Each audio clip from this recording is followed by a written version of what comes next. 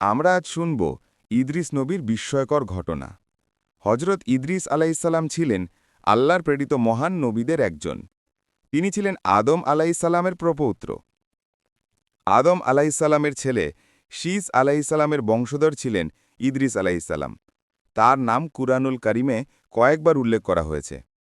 হজরত ইদ্রিস আলাইসাল্লাম এমন এক সময় জন্মগ্রহণ করেন যখন মানুষ আল্লাহর আদেশ মানা কমিয়ে দিচ্ছিল।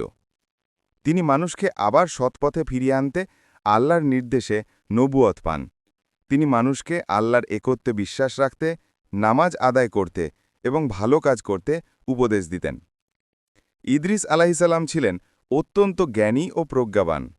তিনি প্রথম মানুষ যিনি লেখাপড়া শিখেছিলেন এবং মানুষকে কলমের ব্যবহার শিখিয়েছিলেন। তিনি তারার জ্যোতিষবিদ্যা, হিসেব গণিত এবং সেলাই অর্থাৎ দর্জির কাজ শেখান। এই জন্য তাকে মানব ইতিহাসের প্রথম দর্জি বলা হয়। তিনি কাপড় সেলাই করে জীবিকা নির্বাহ করতেন এবং প্রত্যেক সেলাইয়ে আল্লাহর জিকির করতেন। ইদ্রিস আলাইহিসসালাম তার জাতিকে আল্লাহর পথে আহ্বান করতেন, কিন্তু সবাই তার কথা শোনেনি। তখন আল্লাহ তাকে ও তার অনুসারীদের নিরাপদ স্থানে চলে যেতে বলেন। তিনি তাদের নিয়ে মিশরের দিকে চলে যান এবং সেখানে ইসলাম প্রচার চালিয়ে যান। হজরত ইদ্রিস আলাইসাল্লামের আল্লাহর কাছে অনেক মর্যাদা ছিল। তিনি সবসময় আল্লাহর ইবাদতে মগ্ন থাকতেন। আল্লাহ তার সম্পর্কে কুরআনে বলেছেন, আর কিতাবে ইদ্রিসের কথা উল্লেখ করো, নিশ্চয়ই সে সত্যনিষ্ঠ নবী ছিল।